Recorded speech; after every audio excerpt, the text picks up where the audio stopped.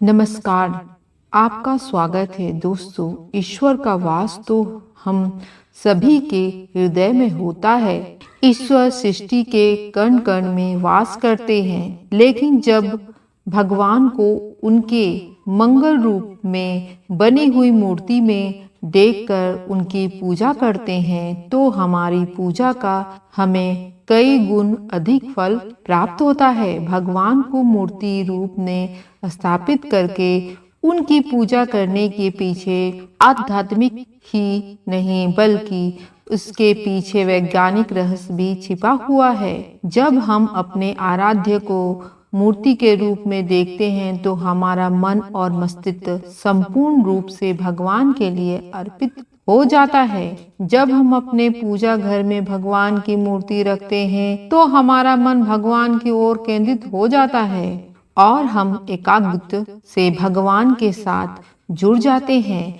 पूजा घर में देवताओं की मूर्तियों रखने का सही तरीका बताया गया है। अगर हम इन नियमों का पालन करते हुए देवी देवताओं की मूर्ति की पूजा करते हैं तो निश्चय ही हमारा जीवन सुखकर बनने लगता है।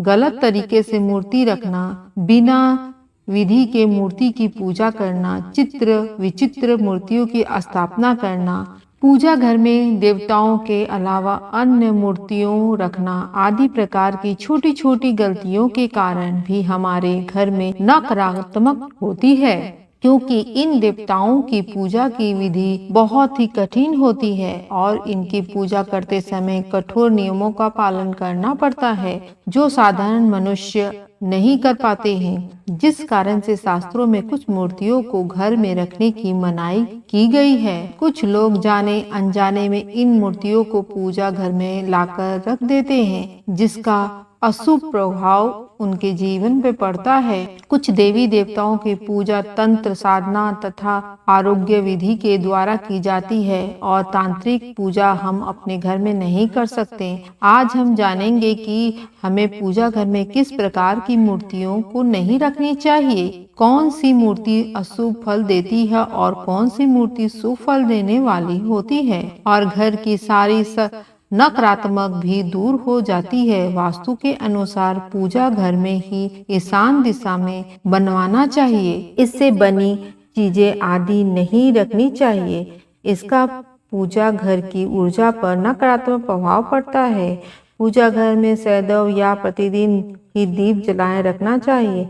नित्य शाम के समय पूजा घर के एक दीपक जरूर जलाना चाहिए। इससे पूजा घर में सकारात्मक ऊर्जा बनी रहती है। जिस स्थान पे पूजा घर होता है उस स्थान पर बिना स्नान किए नहीं जाना चाहिए और मंदिर को बिना स्नान किए कभी भी स्पर्श नहीं करना चाहिए। चंद्र ग्रह और सूर्य ग्रह के समय मंदिर को किसी वस्त्र से ढक कर रखना चाहिए। इससे पूजा घर की पवित्रता बनी रहती है। आइए जब जानते हैं पूजा घर में रखी जाने वाली मूर्तियों के बारे में महत्वपूर्ण जानकारी।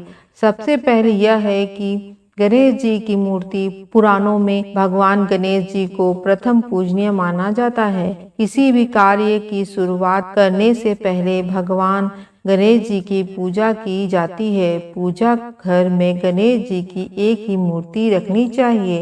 एक से ज्यादा गणेश जी की मूर्ति नहीं रखनी चाहिए। वास्तुशास्त्र के अनुसार गणेश जी को माँ लक्ष्मी की बाईं ओर रखना चाहिए और माँ सरस्वती को देवी लक्ष्मी के दाहिनी ओर रखना चाहिए। यह गणेश जी की मूर्ति पॉलिस्टर हाफ पेरिस से बनी होनी ना हो।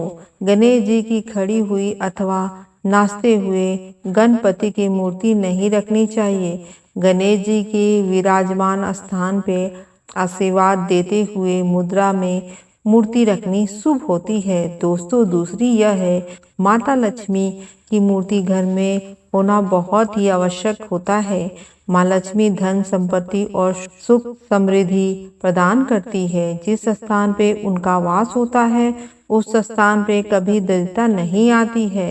इसलिए पूजा घर में माँ लक्ष्मी की मूर्ति जरूर होनी चाहिए। लेकिन माँ लक्ष्मी की मूर्ति रखते समय शास्त्रों में नियमों का पालन करना अत्यंत आवश्यक होता है। वास्तु शास्त्र के अनुसार पूजा घर में माँ लक्ष्मी की मूर्ति सदैव ही बैठी हुई होनी चाहिए। माँ लक्ष्मी मूर्ति की दोनों ओर हाथी की मूर्ति रखते हैं तो यह अत्यंत शुभ फल प्रदान करता है। साथ ही शास्त्रों के अनुसार माँ लक्ष्मी का वास उसी स्थान पे होता है जिस स्थान पे भगवान विष्णु निवास करते हैं। इसलिए अगर आप माँ लक्ष्मी के साथ भगवान विष्णु जी की मूर्ति रखते हैं तो यह अत्यंत लाभदायक होता है। माँ लक्ष्मी की पूजा हमेशा ही भगवान विष्णु के साथ करनी चाहिए। लक्ष्मी नारायण की पूजा में तुलसी और चावल का बहुत अधिक महत्व होता है। लक्ष्मी नारायण की पूजा में टूटे हुए चावल का प्रयोग कभी नहीं करनी चाहिए।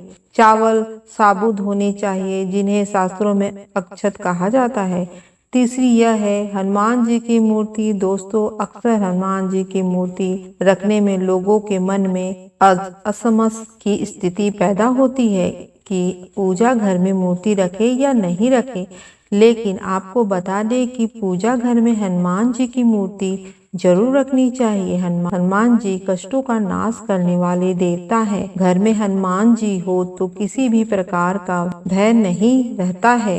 बुरी शक्तियां घर में प्रवेश नहीं करती। हनुमान जी की मूर्ति पूजा घर में होने से ग्रह दोष समाप्त होते हैं और कष्टों से मुक्ति मिलता है। बाद में भाई में प्रेम नहीं है तो आप अपने घर में राम दरबार की फोटो जरूर रखें। आप राम दरबार की मूर्ति भी ला सकते हैं जिसमें हनुमान जी भी उपस्थित हो। उस पूजा घर में रखने से परिवार में प्रेम और शांति बनी रहती है। इसके साथ ही पूजा घर में शिवलिंग जरूर रखना चाहिए। ध्यान रहे शिवलिंग ज्यादा बड़ा नहीं होनी चाहिए। शिवलिंग रखते समय यह बात ध्यान में रखें, अगर आप नित्य शिवलिंग को जल चढ़ा सकते हैं तब भी शिवलिंग घर में रखें। अगर आप ऐसा नहीं कर पाते तो शिवलिंग नहीं रखना चाहिए। शिवलिंग को रोज जल से और दूध से अभिषेक करना अनिवार्य होता है। अगर आप शिवलिंग नहीं रख सकते तो आप भगवान शिव का, पार्वती और गणेश जी की एक मूर्ति अपने पूजा घर में जरूर रखें। इससे संपूर्ण परिवार में खुशहाली बनी रहती है। अब जानते हैं वास्तु शास्त्र के अनुसार कौन सी मूर्ति को एक साथ रखना चाहिए और कौन सी मूर्ति को नहीं। वास्तु शास्त्र के अनुसार पूजा घर में भगवान श्री कृष्ण और राधे रानी की मूर्ति एक साथ रखनी चाहिए। इससे पति पत्नी में प्रेम और अटूट विश्वास बना रहता है। राधा जी और श्री कृष्ण जी का जोड़ा प्रेम की अनूठी मिसाल माना जाता है। दोनों की संयुक्त मूर्ति रखने से ग्रह कलेश दूर होते हैं और धन धान्य में वृद्धि होती है। वास्तुशास्त्र के अनुसार शिवलिंग और भगवान विष्णु की मूर्ति एक साथ नहीं रखनी चाहिए क्योंकि दोनों की पूजा पद्धति में थोड़ी विविधता है। भगवान शिव पर तुलसी पत्र नहीं चढ़ाने चाहिए और भगवान विष्णु पे तुलसी और महेश की तस्वीर लगा सकते हैं, लेकिन पूजा घर में इन तीनों की मूर्तियां एक साथ नहीं रखनी चाहिए। शास्त्रों के अनुसार पूजा घर में ब्रह्मदेव की मूर्ति रखना वर्जित है। वास्तु शास्त्र के अनुसार पति और पत्नी के कमरे में हनुमान जी की तस्वीर अथवा मूर्ति रखना वर्जित है। अगर कोई व्यक्ति अविवाहित है तो वह अपने रूम में हनुमान जी की मूर्ति रख सकता है, लेकिन विवाह के बाद हनुमान जी की तस्वीर नहीं लगानी चाहिए। हनुमान जी की ब्रह्मचारी हैं, उन पूजा घर में कभी भी मित्र परिवारों की तस्वीर नहीं रखनी चाहिए। हमारे मित्र परिजन भगवान नहीं है, उनकी पूजा रोज करना अब शुभ माना जाता है। मित्र परिजनों की पूजा केवल मित्र पक्ष में ही करनी चाहिए। पूजा घर में मित्र परिवारों की अथवा अन्य साधु संतों की तस्वीर भी नहीं लगानी चाहिए। पूजा घर का स्थान केवल आपके आराध्य का होता है, आपको केवल उनको ही सर्वोच्च स्थान देना चाहिए। वास्तुशास्त्र के अनुसार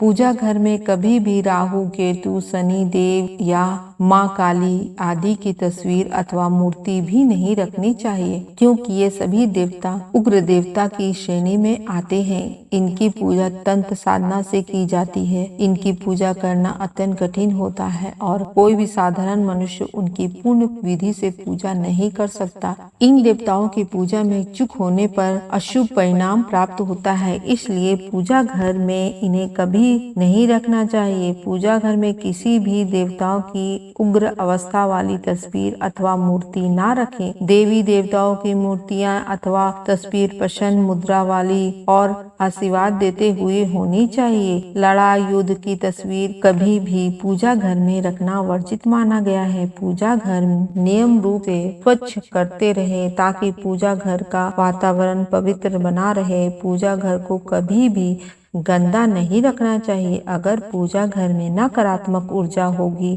तो इसका असर संपूर्ण परिवार पर पड़ेगा।